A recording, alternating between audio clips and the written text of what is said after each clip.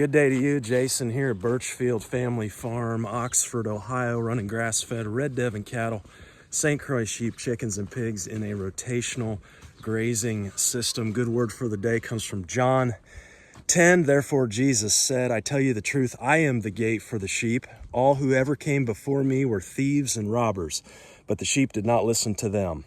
I am the gate. Whoever enters through me will be saved. He will come in and go out and find pasture. Sunny day on the farm here today. We've got the entering the season of the big melt off here. It's about 16 inches of snow on the ground from January. Whew, January was a rough one here, I'll tell you. I was looking back at some of the weather records, and what was interesting is we hit a record 67 degrees on, I believe it was January 9th. So setting records for the high temperature there, and then we came back and set records for the low temperature of -9 on January 31st. So both highs and lows there. It's hard on everybody, animals, equipment, humans. It was a rough January, but we made it through February here. We're just now coming into maple syrup season, and that's always a very hopeful time for me when we come into maple syrup, because we have to be thawing during the day and freezing at night for that sap to run. It's kind of that first indication of, hey, you know what? This isn't going to last forever. And so we love to see maple syrup season come around here. I promised you guys a video on the metrics on our stockpile grazing. Of course, that's all finished up now. Let's go through these numbers, and I think you'll find them pretty interesting. Okay, most of you guys follow and know we spent 80 days on stockpile. Our typical hay season here's about 120 days. So you could say this is about 2/3 of our hay season that we spent grazing this year. First year doing it, complete experiment. Wildly successful as you listen to these numbers here. I had some sheep pulled off for breeding groups. Sometimes hay season can last closer to 150 days around here. I'm going to say a conservative half. Let's just say, we could do half, 50% of the hay season we grazed here, okay, which is phenomenal. We'll use this number, this half number, for calculating some of these figures here as we go through. So we grazed this year, and last year, November 6th through January 24th. We ran about 15 animal units on a square footage of just under 270,000 or 6.19 acres. Our field was 528 feet wide by 520 feet long. We didn't graze the quarter-acre windmill section, but did graze an extra section around the corner. All this is figured into that 6.19 acres, okay? So for most of the time, we ran 10 head of Red Devon cattle and about 50 head of St. Croix sheep, 1,000 pounds per Devon average, 100 pounds average per sheep, which I think is reasonable. If we take that acreage and divide by 15 animal units, we get 0.41 acres per animal unit for half our hay season, conservatively. If we take that 528 feet width measurement and divide by our 80 days, we get just over 6.5 feet per day on average that we were moving that fence. Take that square footage per day, and we ran just over 201,000 pounds of live weight animal per acre. That's on average. The method of moving the netting each day kept animals' heads facing in and rears facing yesterday's graze, which meant less fouling and more forage utilization. If we double that 0.41 acres to 0.82 acres, I'm confident saying that's what I need in my area to take an animal unit through the winter without hay. Add to that our half acre per animal unit during the grazing season, and we need 1.32 acres per animal unit to be self-sufficient. Again, an animal unit being defined as 1,000 pounds of live weight animal. Now, that half acre during the grazing season, it's set around here during the grazing season, we can run about 1 animal unit per acre conservatively throughout the grazing season, just turning animals out, set stock grazing. So how do we come up with that half acre? I mean, that's a conservative measurement. Even so, it's double the standard carrying capacity for ground around here at the set stock grazing rate. What we found is we were between double and triple on the carrying capacity, and we were able to do that during the grazing season because of the rotational grazing. And it's fascinating because I'm not going to get into all this now, but when you step back and figure the numbers, you're only on each paddock for about 7% of the grazing season. You know, and you can be 2 to 3 times as productive. That's a total paradox, and it is just amazing when you step back and think about that. But the secret sauce there is in the rest, and it's resting that ground. And so half acre during the grazing season, it's pretty conservative with our rotational grazing system. Again, though, we've talked about this on some of our consulting sessions with you guys, that you want to be up around, if you can be up around 40,000 pounds of live weight animal per acre, that's, especially with a multi-species graze, anything over that, you're going to see a really good graze. I didn't really want to move more than once a day though, so that's why we're in that 40 to 50,000 pounds live weight animal per acre during the grazing season. Here's a little fact that kind of blew me away this year with this experiment here. In 2024, average hay yields in Ohio were 2.42 tons per acre, which means at feeding 3% of live weight and dry matter per day, we would need 7.44 acres to make the hay for what we grazed in 80 days. Again, remember that acreage number. We used 6.19 acres in those 80 days. That's a total savings of 1.25 acres grazing versus making hay to feed our livestock for those 80 days. Now, this is absurd to me. I mean, when you step back and really consider this, because, you know, the implications of this are that there's so much labor, time, equipment costs, count all of the costs that go into hay. I mean, it's maddening, the process for hay sometimes, you know, with trying to squeeze it in before the rains. And, you know, it's big diesel equipment, it's cutters, rakes, tedders, balers, just a hay bind, a disc bind alone. I can't imagine, you know, what some of these guys are paying for this equipment. And to think that keeping animals grazing through the winter, using their 4 legs to harvest the forage, and we're doing it on less acreage than it would take to make the hay. You know, that's kind of blowing me away here. I was watching a video on another channel. I can't remember where it was, but this guy was talking about Stockpile grazing his Devons in the winter. And he said that he needs 4 times the amount of ground in the wintertime on Stockpile versus during the grazing season. 4 times the amount of ground. Now, what he was doing was just turning animals out. Okay, and keeping them on a square patch of grass for a time and then moving them on. So I think there's an incredible amount of productivity here that we gained by moving that fence every day, sometimes, you know, sometimes twice a day, but moving that fence and giving them just what they needed here every day. That's a lot of what made this system more productive. Well, in those 80 days, we were 0.41 acres, but even if we wanted to take them through a winter, we wouldn't even be double, you know, that half acre that we need during the grazing season. So pretty incredible utilization here. Now, 15 animal units at 3% is about 450 pounds of dry matter per day that we'd need in hay. Times 80 days, that's 36,000 pounds of hay. Okay, we pay $100 a ton for our hay, so we saved $1,800 in hay costs.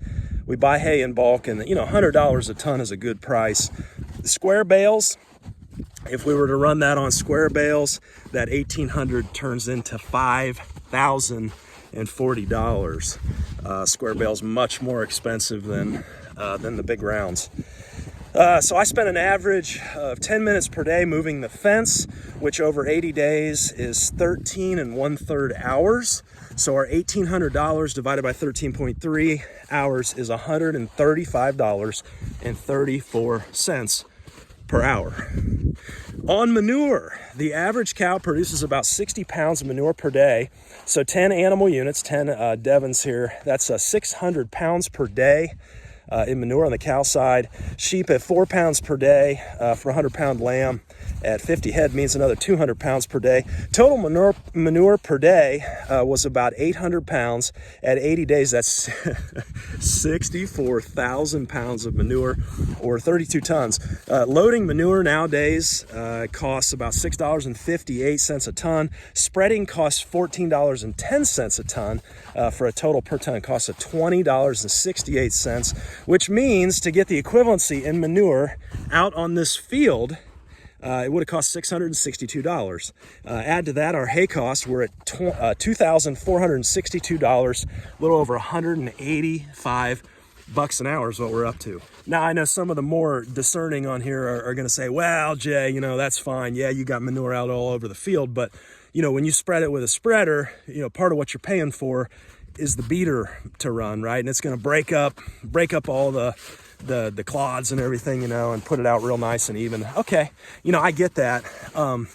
I don't even want to do that. I don't want it put down that way. That's less desirable to me than cows putting down pats. Why is that? Well, it's based on experience and what I've seen. When I come out here in about 6 weeks from now, maybe getting into April, I'll come out here and I'll flip over a cow pat, and the whole underside is loaded with earthworms. I mean, loaded. You know, so what are we doing here by keeping these pats intact? I mean, we're creating earthworm homes, habitats. You know, they're feeding, and you know, you might as well say we're earthworm farming out here too, just inadvertently, right? And we'll get into some of that when spring hits here. Maybe I'll show you guys what I'm talking about. But there's definitely, in my opinion, some advantage to leaving those droppings as cow pats. There was also a significant water savings in grazing versus feeding hay. You know, we're grazing 70% moisture standing forage versus feeding 15% moisture dry hay.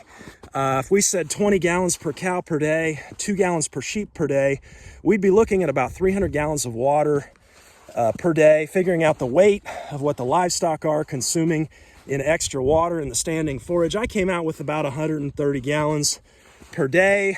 We pay about $8.39 per 1,000 gallons of water here.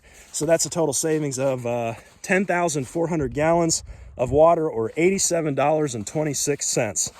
This takes our final number to $2,549.26, or over $191 per hour. So I know what the old cattle guys are thinking here. All of the savings has to equate to poorer quality feed and worse animal performance, right? Cows have to have hay in the winter, you know, gotta have that fiber and whatever else hay gives us.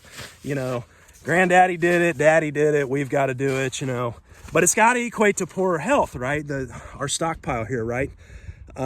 My gift to those of you who have followed along on our stockpile journey, and I'm burying these numbers in the middle of this video because I know only the serious folks have made it this far. My gift to you, I had both. You remember there was a short and a long section out here. I had both the short and the long sections of this stockpile tested. Okay, that way you've got a baseline on what worked for us quantitatively. You're not just taking my word for it here. On January 19th, 2026, while we were ending up the stockpile, I took 2 samples, one from the short and one from the long section of the field out here, and I sent those samples to Ohio State University for lab analysis. The short section, I'm gonna put these numbers up here. You can look over the whole test here, but look at this short section. Short section tested 16% protein and 63% TDN. And again, that was on January 19th here. So you can't make the argument that, well, you know, you weren't into nasty weather yet, or, you know, you tested back in November. No, this is getting into late January here, these tests, okay?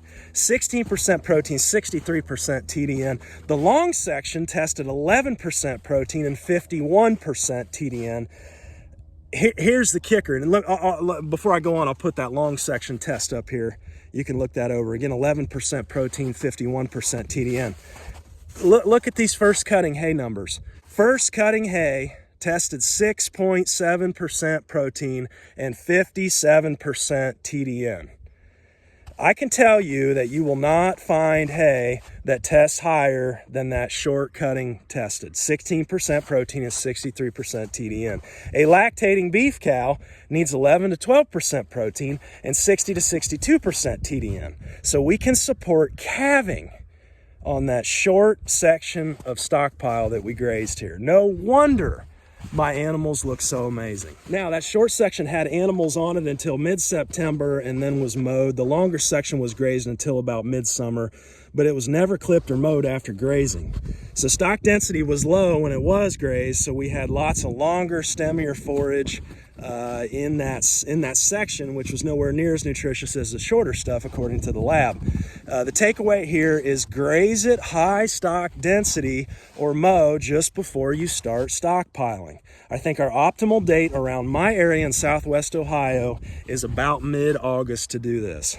I will intentionally have one section longer than the other though, and move my fence perpendicular, so I have both heights available to animals each day. If protein and moisture gets to be too much, they will head to the longer stuff naturally to balance out. So yeah, that was definitely a fit, moving that fence perpendicular so every day they have access to both short and long. Where I see folks get into trouble with stockpile is they just do nothing and have expectations of everything.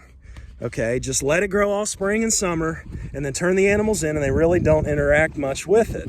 Yes, you have a lot of dry matter there, but there's not a lot of nutrition. So I think we went the opposite with that short section.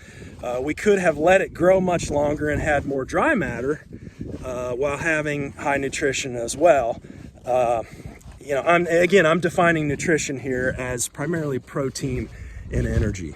So the takeaway here, 17% less land use, 43% less water, 0 labor in putting down 32 tons of manure, and more nutritious with animals in better condition versus hay. My conclusion is I will graze stockpile every single year I farm from here on out as much as I possibly can. So those are the facts, those are the numbers. I brought you what I know quantitatively. Here is what I don't know, but am curious about. The livestock, both cattle and sheep, are made up of 70% water. The pasture is also made up of 70% water. This is my hypothesis. There is a synergy with these animals in the live pasture, meaning when they get their moisture naturally from what they're eating, they maintain better condition. Running the numbers, we would have needed the pasture at a minimum of 14 inches high to meet daily dry matter requirements. We were nowhere near that. Dry matter is linear.